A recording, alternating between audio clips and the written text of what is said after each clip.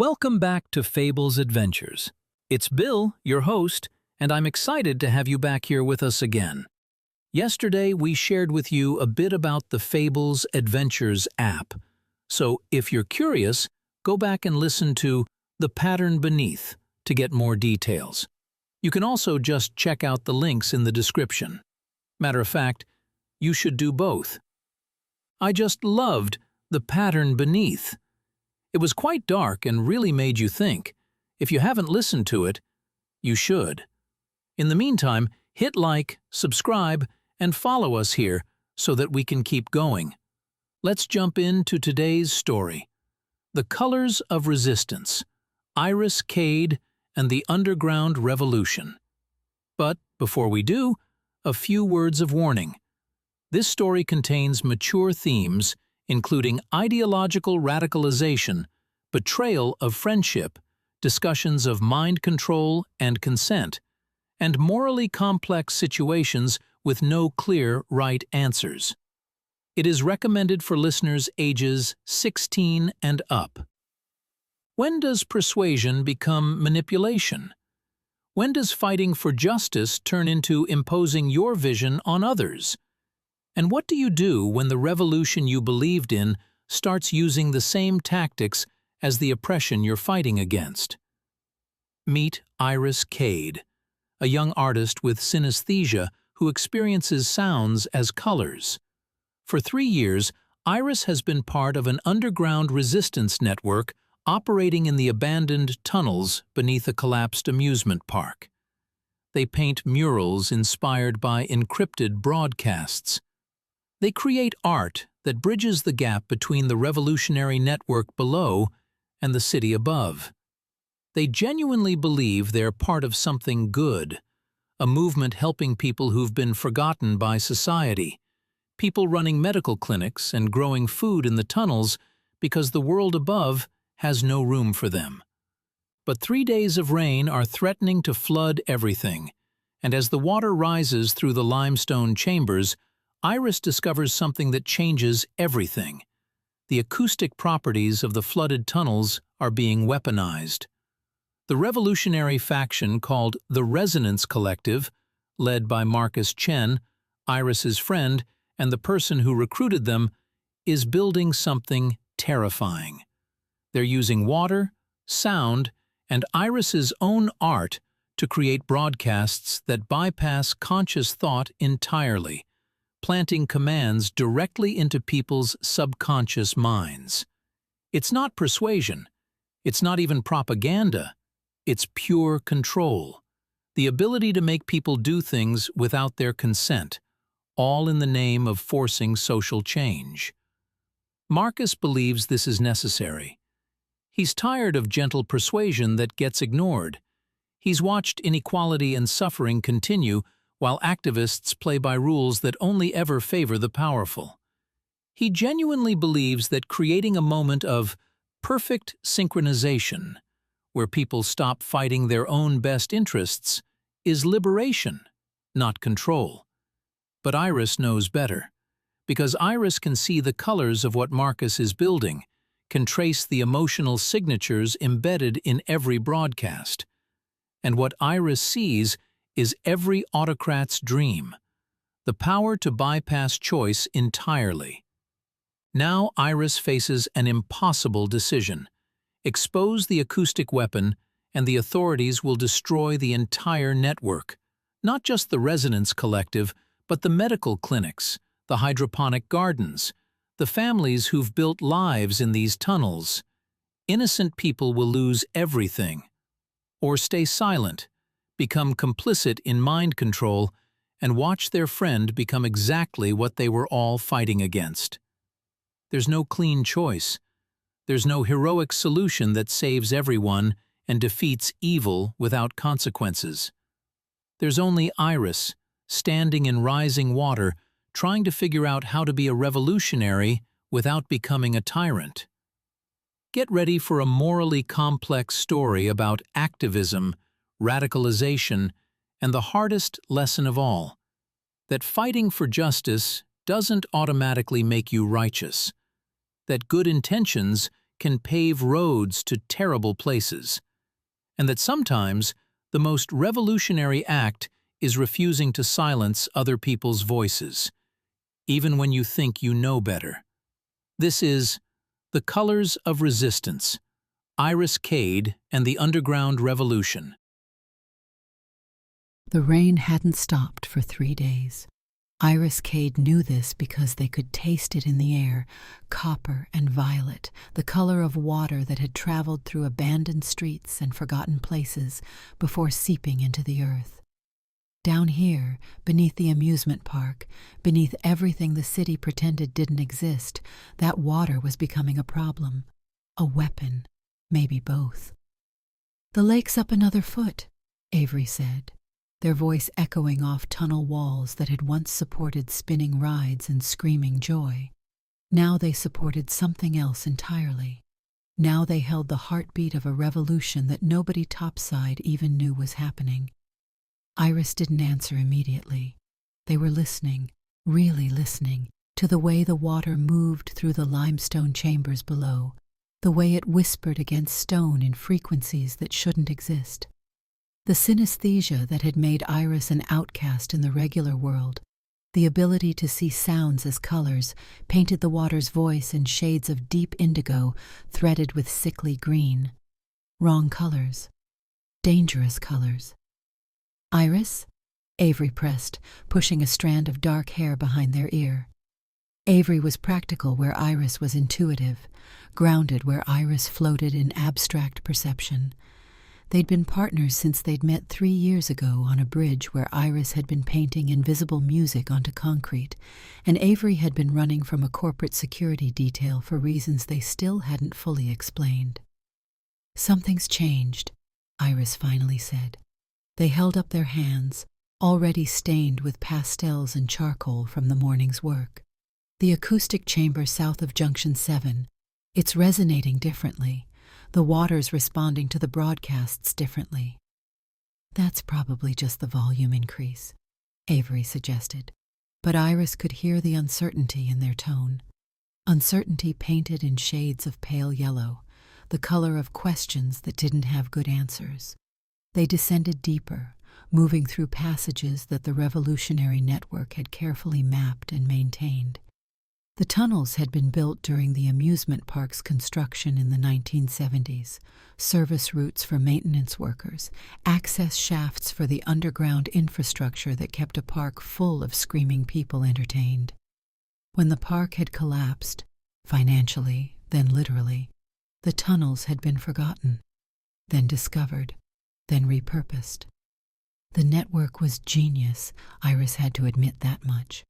The revolutionaries had taken the abandoned ride mechanisms, the hydraulic systems, the electrical controls, the massive speakers meant to amplify music across carnival crowds, and transformed them into a communication system. An underground radio station, if radio stations were built from the skeletal remains of stolen dreams, and operated by people who genuinely believed they could change the world through the power of sound. Iris had believed that too once. They still did, maybe, but belief was getting harder to hold on to. The acoustic chamber was worse than Iris had feared. The water level had risen to nearly 6 feet, and the natural cave formations created a cathedral of sound that shouldn't have been possible. The broadcasts, encrypted musical sequences that the resistance used to communicate in code, weren't just being transmitted anymore. They were being amplified, shaped, weaponized by the water itself in ways that made Iris's skin crawl.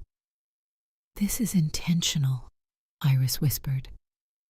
Avery crouched at the water's edge, running their fingers just above the surface without touching. "What do you mean?"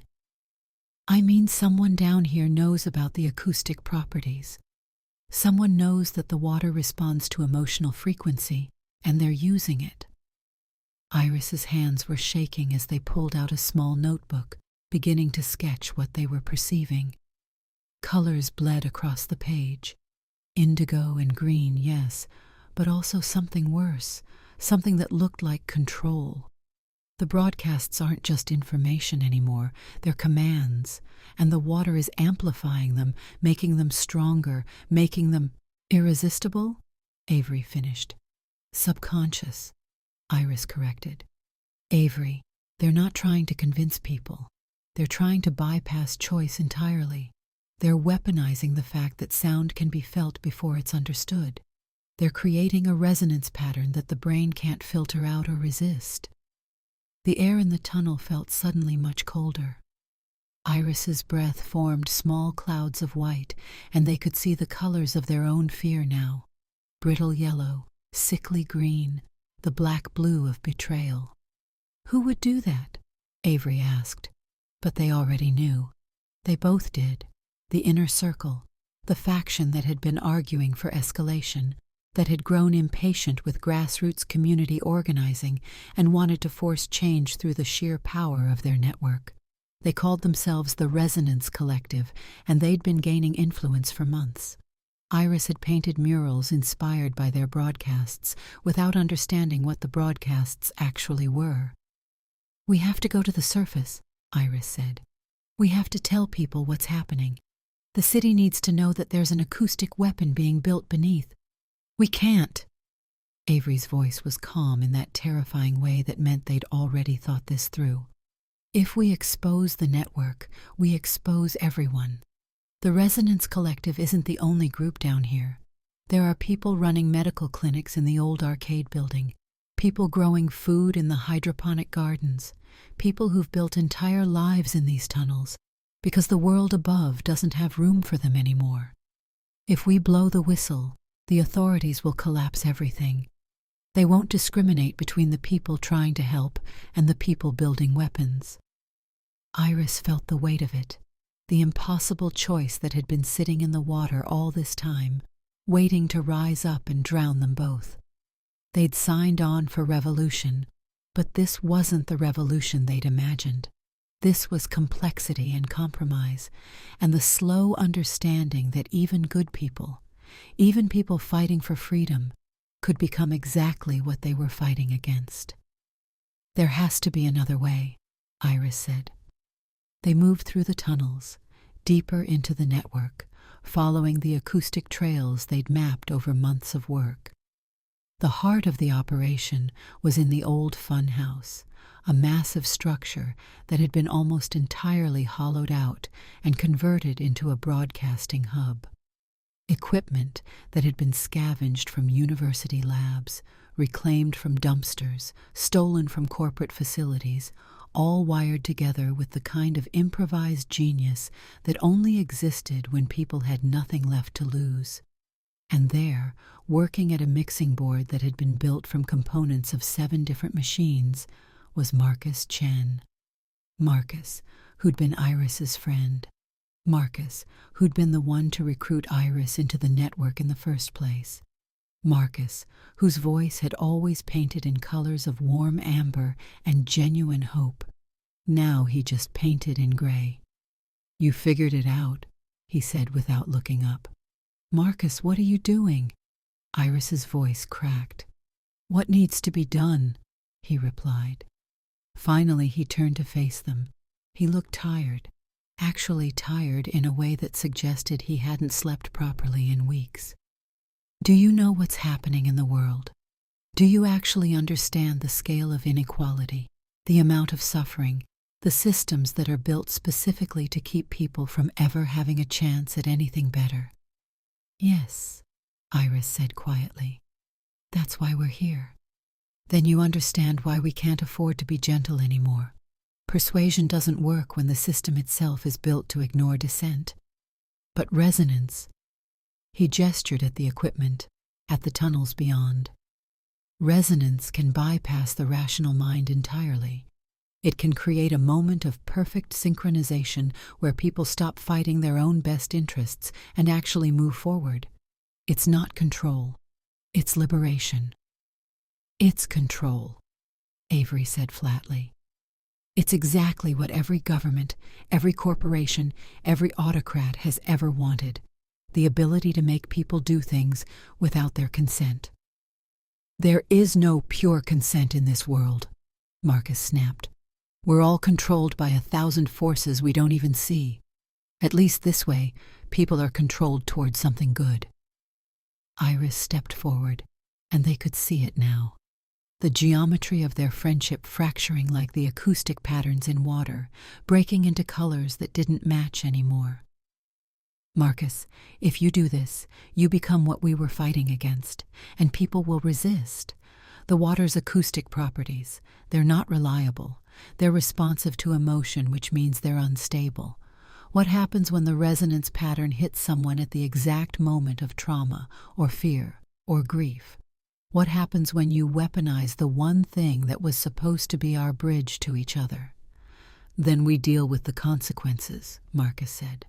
"No." Iris moved to the mixing board and began systematically disconnecting cables. Their hands moved with the certainty of someone who'd spent years understanding how sound traveled through space, how it could be shaped and controlled. "We don't get to make that choice for other people. That's the whole point.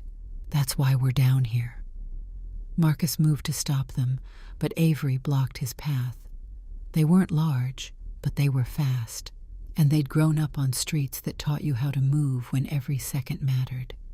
Iris worked faster, their synesthetic perception letting them understand the architecture of the system in ways that pure technical knowledge never could. See the sound, understand the intention, trace the emotional signature of every broadcast. And when you understood it that completely, you could dismantle it. You could cut the cables that connected the water chambers to the broadcasting hub. You could silence the resonance. The water rose anyway.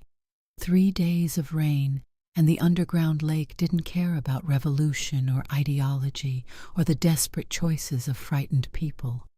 It rose silently, inevitably, filling the spaces where hope had been built. It rose, and it filled, and it threatened to sweep away everything they'd created. "We have to evacuate," Iris said, already moving toward the emergency exits. "Everyone in the network. We have to get everyone out." "And then what?" Marcus called after them, desperation cracking his voice. "Then we have nothing. We're back to being invisible, back to being ignored." "Maybe," Iris admitted. "But at least we still have ourselves. At least we're still people, making choices, not puppets dancing to frequencies we can't control." They spent the next 6 hours moving through tunnels that were becoming increasingly treacherous. The water rose and rose, and Iris could hear its voice more clearly now that they'd disconnected the resonance amplifiers. It wasn't trying to control anything. It was just trying to exist, to find its level, to be water in a world that had forgotten how. By the time they'd evacuated the last group, a family of 5 who'd made their home in what used to be the bumper car arena, the lake had swallowed the broadcast hub entirely.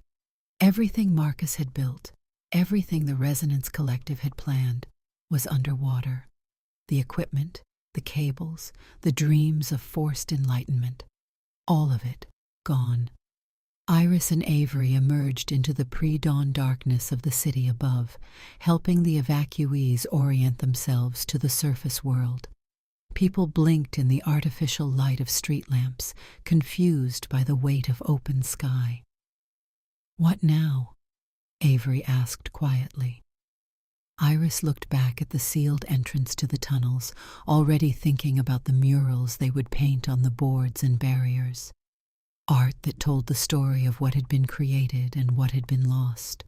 Art that honored the impulse toward change without endorsing its most dangerous expressions. "Now we figure out how to be revolutionaries without becoming tyrants," Iris said. "Now we figure out how to amplify people's own voices instead of drowning them out with our own." It wasn't the grand gesture that the Resonance Collective had wanted. It wouldn't change the world overnight. But as Iris began to sketch on a nearby wall, colors flowing from their fingertips, the indigo of deep water, the amber of hope, the green of growth, they understood something that Marcus never had. The most powerful revolution wasn't the one that forced people to change. It was the one that reminded them they already had the power to choose. And the most beautiful sound, the truest color, was the one that came from people speaking in their own voices, creating in their own way, building something that was genuinely theirs instead of something imposed upon them. The rain continued to fall, the underground lake continued to rise, and above it all, Iris Kade painted the colors of a revolution that would take much longer to build, but would never need to silence anyone to succeed.